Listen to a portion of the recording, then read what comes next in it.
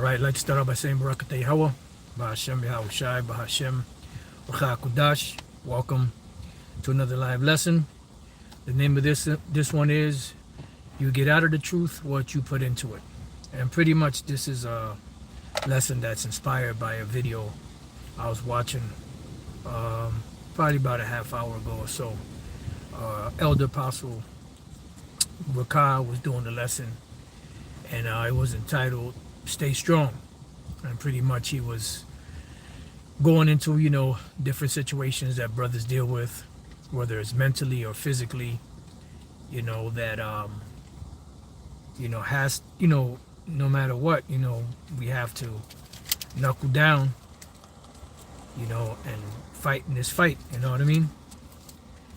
So in there he said, you get out of the truth what you put into it, which are things that we've actually, spoken about before.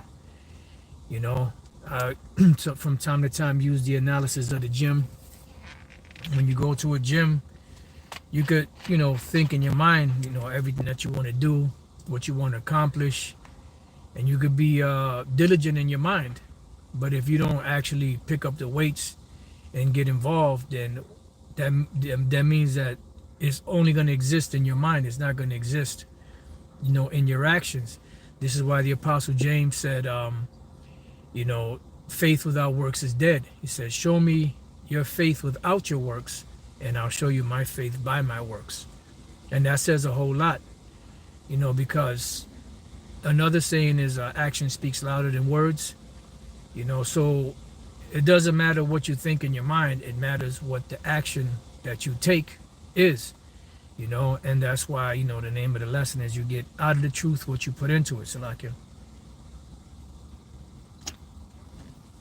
So I got just two precepts, actually maybe three.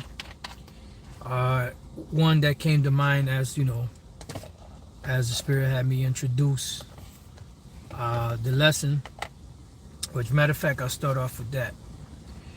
This is the book of Romans chapter 8. And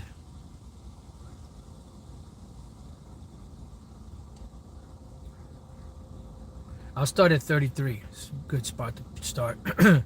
Who shall lay anything to the charge of the Most High's elect?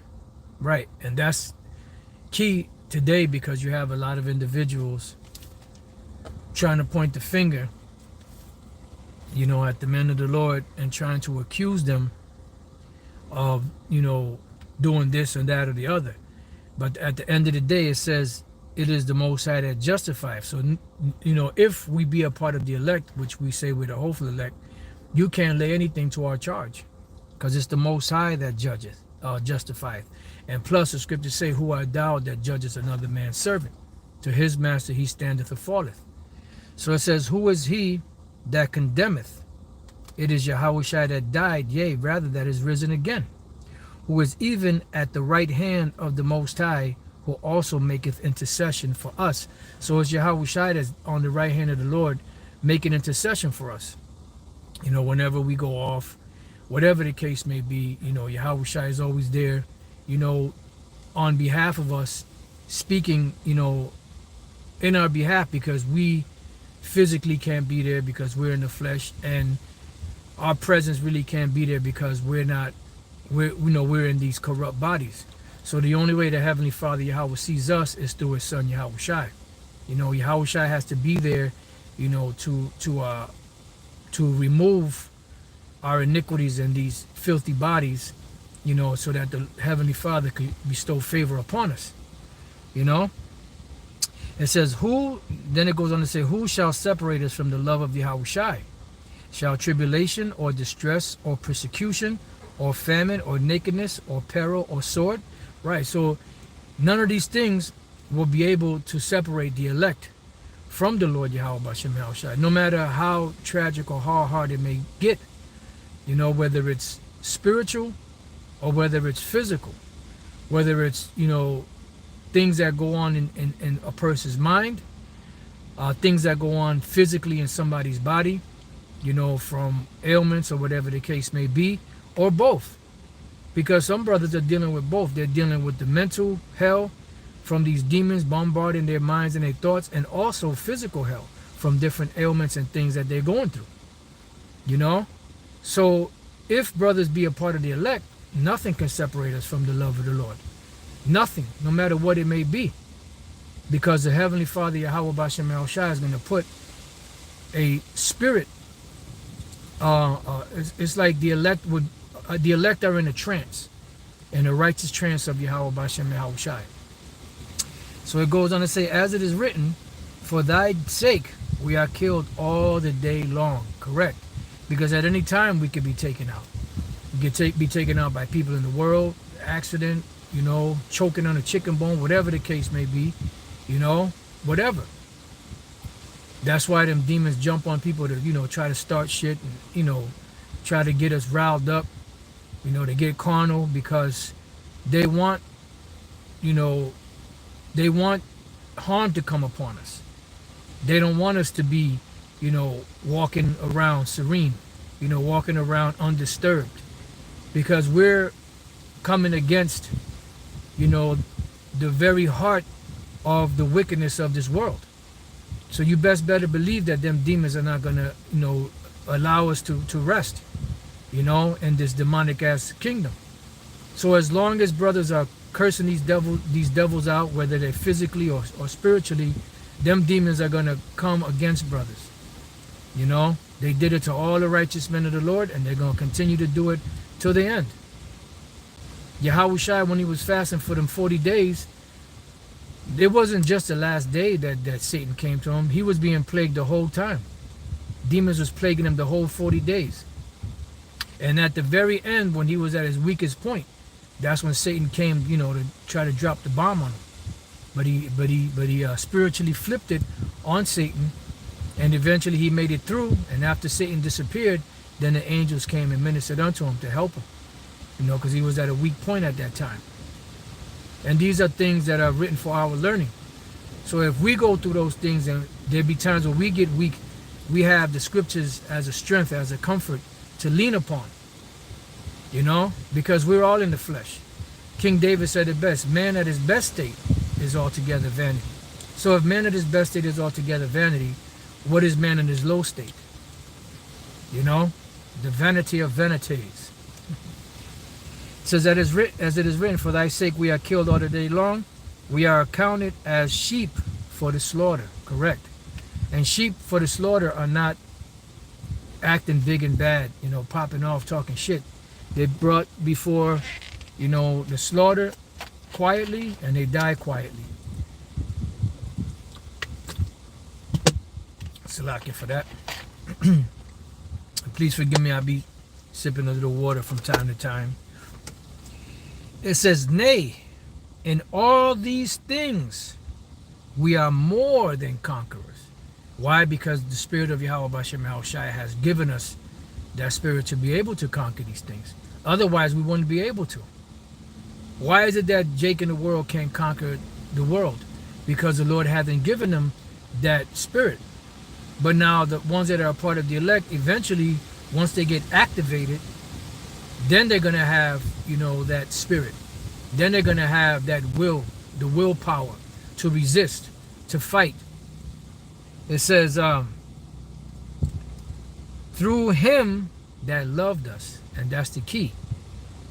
It doesn't matter how mentally strong, physically strong someone is. It matters if the Spirit of Yahweh Bashem Yahushua is with them. That will give them the will and the strength, the inner fortitude as well as the exterior fortitude to resist these things. Because it's not of us. That's why it says, let not the wise man glory in his wisdom, let not the mighty man glory in his might, so on and so forth. Because at the end of the day, it's of Yahweh Bashem Yahushua, which gives us the will, the ability, the fight, the drive, the vehemence, the zeal to continue on.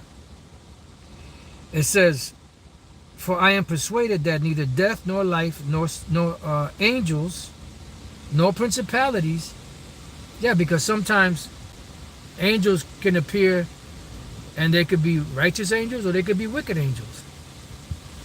And the angel could appear and say shit to you, you know, that's negative, which could be a demon, negative, and you're already feeling down and out, and then that doesn't help, you feel even worse. But even that can't sway the elect of the Lord away from the Lord. It says, nor principalities, and this is a hierarchy of demons that are sent out for the purpose of, plaguing people mentally. It says, nor powers, nor things present, nor things to come, right? Powers being these governments, nor things present, things that are here, within our presence in this present time, nor things to come, or things that come a day later, a week later, a month later, a year later, nor height, nor depth, nor any other creature shall be able to separate us from the love of the Most High, which is in Yahushua, our Lord. Right. And when shit is hard, that's the time to knuckle up. Pray, hope, and wait for the Lord. Scriptures say, cast thy burdens upon the Lord, because at the end of the day, there's nothing that we could do about it. We can't change anything. The only thing we could do is pray and hope and wait for the Lord to give the blessing and the healing power, to help us. And in whatever situation we may find ourselves in. I'm just speaking in general, because I know each individual out there, whether it's a brother, sincere brothers or sincere sisters out there, everybody goes through whatever they go through, on their own. Scriptures say that the Lord don't put more on a man that he can bear. He knows, how much inner fortitude we have and how much we can bear. The thing is not to destroy us. The thing is to build us up, even though it doesn't feel that way at the time. You can feel hopeless. You can feel anger. You can sometimes feel betrayed. Like, man, I'm giving my life for this man, and this what I get. But this is all part of, the fighting that flesh. Because the scriptures already tell us, when you come to serve the Lord, prepare that soul for temptation. So why should it be strange to us? Like the Apostle Peter said, beloved, think it not strange concerning the fiery trial which is a trial, as if some strange thing happened unto you. But the flesh is like, man, this is my reward for, but the spirit is like, nope, well, remember what the Lord said. The scriptures say so and such, and this, that, and the other. This is a constant battle. It's a war that's been waged. A spiritual demonic war that's been waged on the elect of the Lord. And if we're going through it, then that means we must have a chance to be, a part of the elect. All right, so now let's go from there to one of the main precepts that I have, and that's in the book of 1 Corinthians 9. I'm sorry, not 1 Corinthians 9. Is it 1 Corinthians 9? Yes. Let's start off there, and then I got another precept that we're gonna, Lord's will, read the whole chapter, because the whole chapter is pretty intense. It's speaking about something physical, but the Apostle Paul is using it to reflect the spiritual. Because every situation you deal with, Salakia, every situation you deal with can be applied spiritually. So 1 Corinthians chapter 9, and I'll start at 23. And this I do for the gospel's sake. Right, the Apostle Paul said, I endure all things for the elect's sake, that I might be partaker thereof with you. Right, because our job is to what? To minister this word in the hopes that when the Lord comes back, he'll deliver us too, with the ones that are receiving the message, as we receive the message, and have the same hope in us. This is why the Apostle Peter said, when somebody asks you a question, you give them answer according to the hope that is within you, of salvation. Because at the end of the day, Everything that's done, that we do, is done for what? For salvation purposes. Know ye not that they which run in a race run all, but one receiveth the prize? So run that you may obtain. So everyone that's running in a race, they all run together to receive a prize. So it says, so run that you may obtain. And the Apostle Peter said, give diligence to make your calling and election sure. And then it gives you a whole list of stuff prior to even saying that in the 10th verse. If you do this, you add this, you add faith to this, and you add this to that, you add that to this, and that to this, and this to that, that. And at the end of it all, give diligence to make that calling and election sure. Because if you do all these things on that list, then you receive the prize in so many words. It says, and every man that striveth for the mastery is temperate in all things. Because ultimately, what are we striving for? For the mastery. To master what we've been taught, what we're dealing with, this walk that we walk in, right? To become temperate in all things. Because the word master also means what? Teacher. In Spanish is maestro. So before you can become a teacher, you have to go through disciplines. You have to go through different stages of learning and building. You have your ups and downs. You have your falls. You have your ups and your downs. You have the times when you going straight through it. There's other times when you're battling, like feels like you're going uphill. But nevertheless, those are all, the rite of passage to become a teacher, to receive salvation. Then he goes on to say, every man that striveth for the mastery is temperate in all things. Now, when you look up the word temperate, for those of you that haven't done that, when we go to the book of 1 Corinthians chapter 9 and verse, what verse was that? 25. And you look up that word temperate. Matter of fact, let's look up the word mastery. Agonizomai. To enter a contest, see, contend in the gymnastic games, to contend with adversaries, fight. And what are we fighting? Mainly spiritual demons. These people that come up, whether they're Christian or whether they're just grimy individuals in the street, that come and do and say certain things that irritate, agitate, this is all a fight. It's a struggle. Because we wrestle not against flesh and blood. So those people that come up with different doctrines, those are demons that's on them, trying to provoke us to either try to pull us away from the truth or try to provoke us into a confrontation or fight or whatever the case may be. That's how them demons do. It says metaphorically, to contend, struggle with difficulties and dangers. Right. Because it's not easy. This is why the next word, which is temperate, goes into the word discipline, which we're going to get that, Lord's will. To endeavor with strenuous zeal, strive to obtain something. So it's a fight. It's a struggle. But that fight and that struggle is building us up mentally, spiritually, for the greater battle that's coming ahead. When you go to war, you have to train. Those are the training grounds.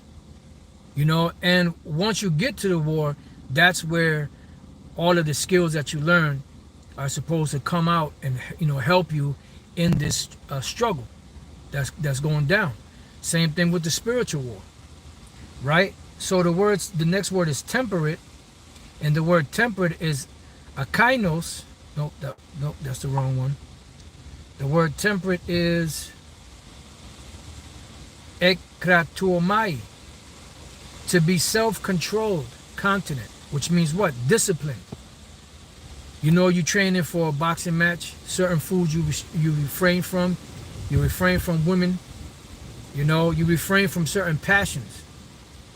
You put your body through rigorous training, conditioning, so that when you're in the ring with that individual, all of that hell that you went through training kicks in the ring, because now you can move a lot easier.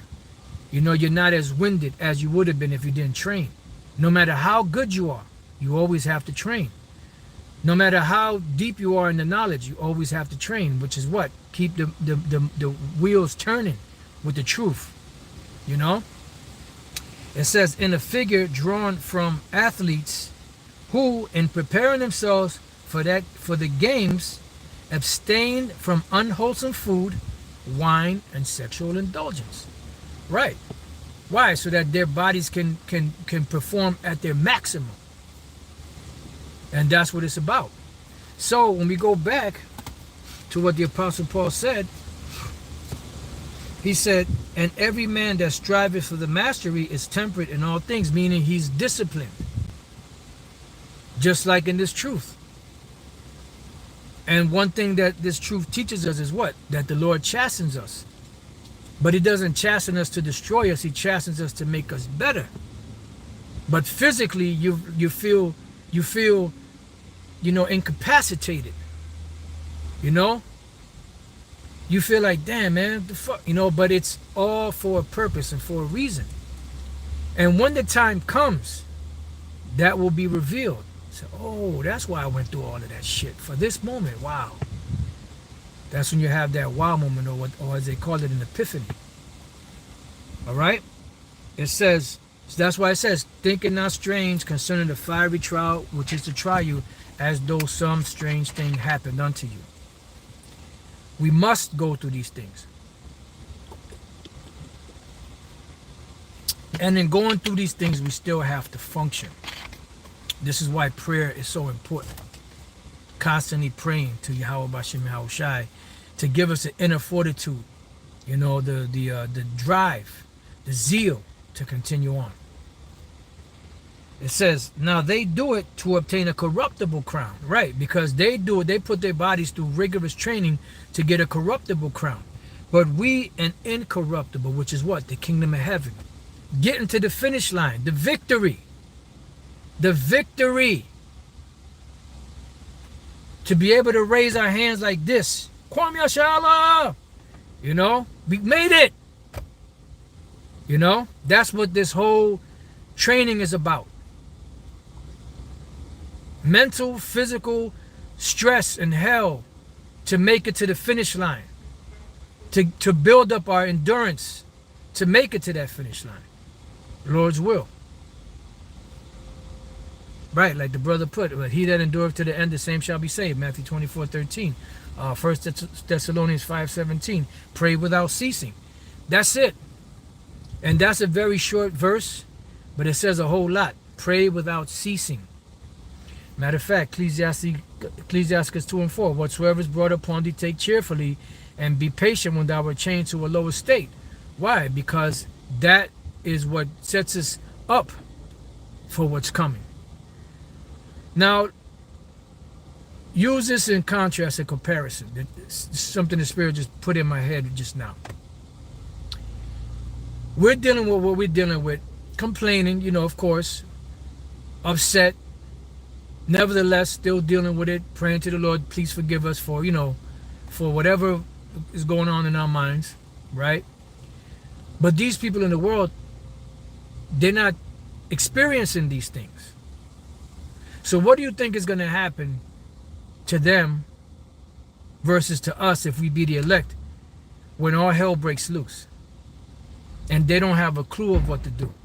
They haven't been trained, mentally, with the truth. They haven't been brought up to speed. They haven't gotten the spiritual memo of things that are coming. Jacob's trouble, the famines, the devastation that's coming, the martial law troops and all, what do you think what's going to happen to them? They're going to bug out. Now, brothers in the truth, and some of the sisters, they're going to be in a better space because mentally they'll be prepared for what's coming. So, this is what the Lord said was coming. So the Lord gave us the ability to brace for impact. These people are heading for a straight up fatal collision without any warning. See? It says, I therefore so run, not as uncertainly, so fight I, not as one that beateth the air. Right. Because we're not just throwing punches. The purpose for training and sparring and all that is for what? To get your punches sharp, your combination sharp, build up your stamina in the ring. You're throwing punches, you're throwing, hooks and jabs and, uppercuts and all of that. You're learning how to bob and weave, being slick, with it. Fully show your different defenses. Because when you go in the ring and you just start throwing punches, you're hitting the ref, you're hitting the corner, you're knocking out your corner man, your cut man, you're throwing punches, but you ain't even hitting the opponent. And meanwhile, he beating the shit out of you, but you still throwing punches everywhere. No. So when we doing this thing, we're doing it, with a skillful mindset of the truth. And what we throwing, what combinations we throwing. Because it's not us that's speaking, it's the Spirit of the Lord that's speaking through us. So we throwing those spiritual combinations, to put Satan on his ass, which is in these people. And then we know that at the end of that fight, that battle, comes what? The victory, that uncorruptible crown. And if your mindset ain't on that, then I don't know what you're doing. You're in the wrong frame of mind. Now let's go to the other precept in the book of 2 Corinthians, this time the 9th chapter. And we're going to read the whole chapter, Lord's words. It's only 15 verses, but it says a whole lot. Now the chapter is pretty much dealing with charity, gathering bounty from the different churches to take care of, the poor, take care of, certain churches and the needs of the Apostle Paul and other men that were rolling with him. But you can use this also in a spiritual sense of you making an investment into something that later on will pay off to your benefit. And you'll get a greater payoff later for sacrificing now. You see? 2 Corinthians 9:1. For as touching the ministering of to the saints, it is superfluous for me to write to you, right? Because the ministering to the saints is teaching them, but also, back then, there were certain ones of them that needed. Like even now, when brothers are hurting or in a jam, financially or physically, whether they need a hand, help or whatever, brothers are there for them, trying to help them out the best way they can. That's all a part of ministering to the saints. I ain't talking about you open up a soup kitchen, and any Jake out there that's homeless, you inviting them in to come eat. No. Because if that's the case, they'll only come to hear the word so they can get a plate of food, or so that they can get some money, or so that they can get a place to sleep, or so that they can get a job. It ain't about that. It's about teaching the truth so that the elect out there can wake up when the Lord taps them in the brain with this knowledge. For I know the frowardness of your mind, for which I boast of you to them of Macedonia, that Achaia was ready a year ago, and your zeal hath provoked very many, right? Because they see by your actions, like, damn, man. Like one thing, Barakatah Yahweh Shem Shai, for the spirit that he's given to GMS, the Great Millstone, because although a lot of those camps out there don't agree with us, and a lot of them can't stand us, one thing they have to say is they see the zeal and the vehemence, that the Lord has put upon us, to move, so that this word could go forward. Like the word expedient means to step out, to move forward. Everything to make the truth move in a forward motion. No stagnation, constant working, constant walking, constant running, constant moving, constant edification, constant exhortation. And that's the spirit the Lord gave to us. It says, and the Apostle Paul was saying that about them, because their zeal provoked very many. It was through the spirit and power of Yahweh Shem Shai that put the spirit on Apostle Tahar to say to push, the year to push, do videos. From the very moment we got on YouTube, damn near, till now, constant pushing video, to where it made all of those other camps that talk shit about us step their game up, Why? Because through the spirit and power of Yahweh Bashem Yahushai and the spirit he put upon us and the zeal that he put upon us, all of those other camps were provoked to do the work. They had no other choice. They saw the body of work. They saw the spirit abounding. And they jumped on board whether they agreed with us or not. And it's a beautiful thing. Hey, like the Apostle Paul said, if I may by any means provoke to emulation them which are my flesh. It says, yet have I sent the brethren, lest our boasting of you should be in vain. In this behalf, that as I said, you may be ready, right? Because he wanted to make sure, he knew what they were capable of, but he wanted to make sure that they were on point. So he sent men before to make sure that they were prepared.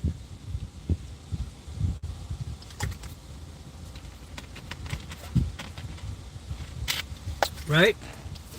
So it goes on to say, least haply, if they of Macedonia come with me and find you unprepared, we that say not ye should be ashamed in this same confident boasting. Right? Therefore I thought it necessary to exhort the brethren that they will go before unto you and make beforehand your bounty, meaning get the collection going, you know, to help out. Oh, so don't worry about it. Them brothers over there in Macedonia, and I mean in Corinth, they on point. You know, if we ask them for anything, they're gonna give it to us. You know, they've been helping us. They've been doing this, that, and the other. Because that was a big thing. He had a problem with a lot of, you know, with the Corinthians, because they had a problem with giving the Apostle Paul money. But after the Apostle Paul cursed him out, you know, they started to start doing the right thing. But even in that, the Apostle Paul had to send somebody ahead of time, make sure that whatever it was that they needed was ready, so that when the people from Macedonia came, they would be like, you know, he wouldn't look bad. It says, whereof you have you had noticed before, that the same might be ready as a matter of bounty and not as of covetousness. Right? Because you had a lot of them wicked Pharisees and Sadducees and other wicked Israelites, you know, treating the truth as a ATM, so to speak, you know, as a business, their business.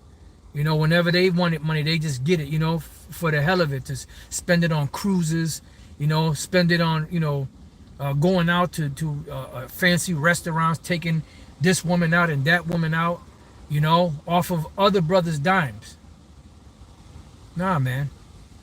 Now, it's one thing if you got a date with a woman and you don't, you know, and your pockets are a little light, and the brother says, hey, you know what, brother, here's 50 or here's 100, you know, go have a good time. You know, that's one thing. But, you know, forget about it. Anyways, this is the point right here in the 6th verse. But this I say, he which soweth sparingly shall reap also sparingly. So the bottom line in this verse, it encapsulates the title of the video of this lesson. You get out of the truth what you put into it. He that soweth sparingly shall reap also sparingly. So what do you do when you sow? You're planting. So if you plant sparingly, let's say you have an acre. You know, I don't know how big an acre is. I will have to look it up. But you know, let's say you have an acre, and you only plant 3 or 4 seeds in a corner, and you're thinking, yeah, you know, those 3 or 4 seeds, this whole acre is going to be full. You over here, you know, like, yeah, I can't wait. You know, once the season comes in, I'm going to have this whole acre full of seeds. But you only put 3 or 4 seeds in there because you're being stingy. Then you come back during harvest and you might see 1 plant, if that. And you're like, what happened? Well, you sowed sparingly. So you're going to reap sparingly. Same thing in the truth. You're only just doing just enough to get by. Oh, the apostles watching? Oh, the elders watching? Nobody watching? All right. Sit back and chill. Oh, And thus saith the Lord. You know, doing shit for eye service. Because a brother's watching you. Because a brother got on you. Because a brother cursed you out. Now all of a sudden you're on fire to do the work. You're just doing just enough to get by. You're getting a D. You know, on your report card. Just enough to pass. Well, you sowing sparingly, guess what? You're going to reap sparingly. Matter of fact, let's look up that word sparingly. You know, because, you know, Jake think they're slick. They think they have, you know, they think they have everything sewed up. You know, they think that they're slick. They have a pattern, you know, and in that pattern, they only doing so much. Every time a brother's looking, boom, oh, you might not do a video for a week. Then all of a sudden, a whole barrage of videos come up. You know, now, if you know, let me say it this way. Some brothers do that because, you know, of their job situations or whatever the case may be. That's a different story. I'm talking about the guys that have the time and the opportunity and fucking healthy ass fucking bodies, and they ain't doing shit with the knowledge that they have. They got the knowledge in their goddamn napkin. Here it is, you sound of fucking body, sound of mind, you got the knowledge and you ain't doing shit with it. And then brothers that are fucked up and sick, that are trying to do the work, that are having a hard time doing the work, are fighting and striving to get the word out. You motherfuckers should be ashamed of yourself. You should be ashamed of yourself. You motherfuckers that got, your mind is good, your fucking body is good, and you fucking bullshitting. You should be a goddamn ashamed of yourself. You got brothers that's sick as fuck, making you look bad, running circles around you with the work, with the word, and there's nothing wrong with you.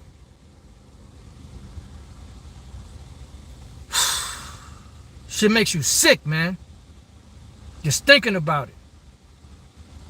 That's all right, because the Lord knows. The word for sparingly is phidormenos, sparingly, stingily,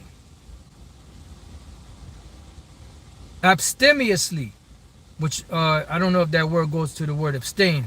Let me just look up the word sparing, you know, in the offline dictionary.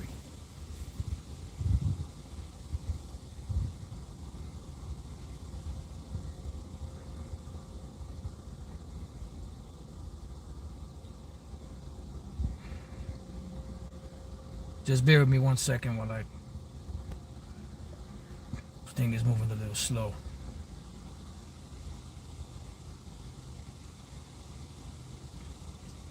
Sparing. Avoiding waste. Let me see something. Let me see sparingly. To a meager degree or in a meager manner.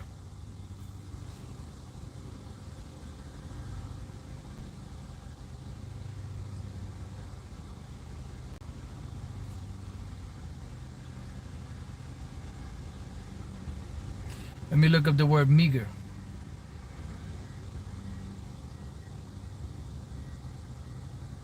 Deficient in amount or quality or extent. See? You're just doing just enough. Because you think you're being slick.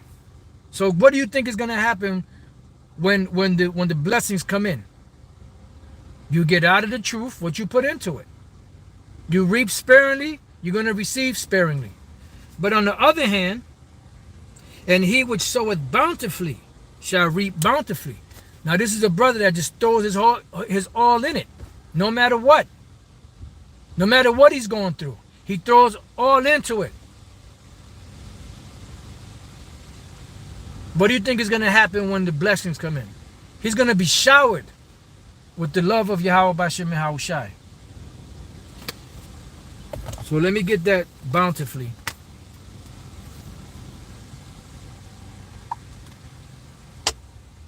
Bountifully. Got the wrong one. There's two okay, that's that. So let me get the other one.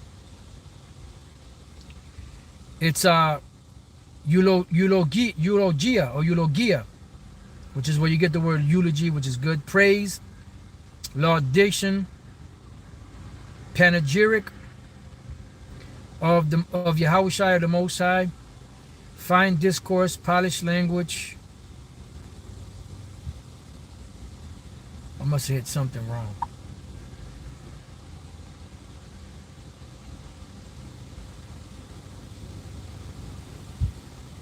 Now that's the one. Right, here it goes down here. By extension. Right here. Blessing, benefit.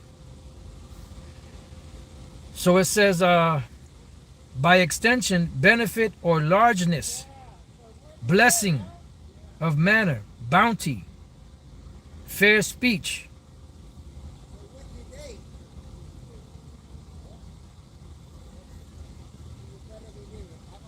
Let me see. Let me look up the word largesse. I don't know what that is. They got a definition of the word largesse.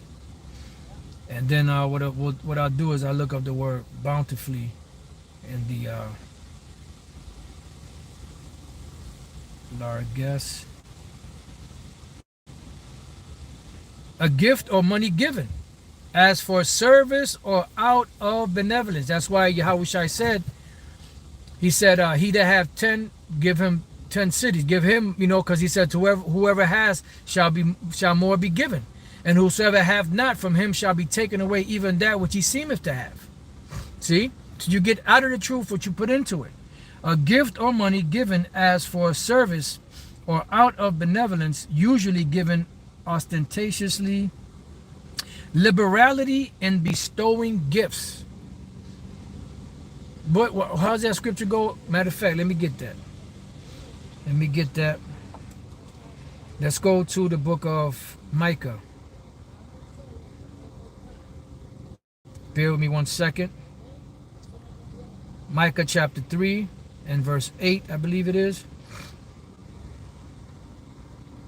Nope, that's not it. That's a bad precept though. What is it? Is that Micah? No, Malachi. Malachi chapter 3 verse 8. It says, will a man rob the Most High? Yet you have robbed me. But you say, wherein have we robbed thee? In tithes and offerings. Ye are cursed with a curse, for you have robbed me, even this whole nation. Bring ye all the tithes into the storehouse, that there may be meat in mine house. And prove me now herewith, saith the Lord Yahweh Bashem Yahushua of hosts, if I will not open you the windows of heaven and pour you out a blessing, that there shall not be room enough to receive it. So if you in this truth, reap sparing sow sparingly, you're gonna reap sparingly. If you're just doing just enough to get by, guess what? When the time comes, you're just gonna get just enough. If that. You might get a big boot upside your head. So let me look up the word bountifully. In a bountiful manner, meaning plenteously, which is synonym, plentifully. Let me try bountiful. Yep, that comes up. Given or giving freely, right? So there will be not enough room to receive it. See? So you get out of the truth what you put into it. So moving on to the 7th verse. Every man according as he purposeth in his heart, so let him give. So this is talking about the bounty, the actual money that the Apostle Paul, the collection that he was collecting, but it's also dealing with in the truth. What you put into the truth, how much of yourself you give to the truth. The Lord said, love the Lord with all thy heart, mind, and soul. Not grudgingly or of necessity, for the Most High loveth the cheerful giver. And the Most High is able to make all grace abound toward you, that you always having all sufficiency in all things may abound to every good work. You see? So when you throw yourself at the mercies of Yahweh Bashem Yahushai and do what he says, everything is at your disposal. All the blessings are at your disposal. And eventually they will come. Whatever it is that you need. You see? It says, as it is written, he hath dispersed abroad, he hath given to the poor, his righteousness remaineth forever. Now he that ministereth seed to the sower, both ministereth bread for your food. Right? Now check it out. And multiply your seed sown, which is what you've done, the work that you put into this truth, right? And increase the fruits of your righteousness. You see? So it's talking about something physical with money, but also speaking about physically, what are you doing? What are you doing with the money of the truth, the scriptures that the Lord has entrusted you with? All of us, you know? What are we doing with that money? Because we've been entrusted with the money of the Lord, which is this truth, this knowledge, these words on these pages, the understanding, the true doctrine that was given to us for the management of this house. Whose house? Yahweh Bashem Yahushai's house. That's right. Being enriched in everything to all bountifulness, which causes through us thanksgiving to the Most High. You see? So that bountifulness is causing the thanksgiving to the Most High. Because everything that we do is all for the glorification of Yahweh Bashem Yahushai. Just like Yahushai, everything Yahushai did was all for the glorification of the Most High. He wasn't trying to get any accolades for himself. He wasn't trying to, you know, make a name, make a mark for himself. He was all about the glorification of his Father. Just like we're about the glorification of Yahweh Bashem Yahushai. Whilst by the for the administration of this service not only supplieth the want of the saints, right, physically, spiritually, but is abundant also by many thanksgiving unto the Most High. Barakatah Yahweh Bashem Yahushai, you know, for this knowledge, for this wisdom, this understanding, for the things that you provided for us, for the brotherhood, for the brethren, for the things that they've done for us, you know, for the help that we receive, you know, for the, you know, brother was in the jam, brothers, you know, came through in the clutch, helped them out. Brothers out there teaching the word. It's all for the glorification of Yahweh Bashem Yahushai. Whilst by the experiment of this ministration, they glorify the Most High for your professed subjection unto the gospel of Yahushai.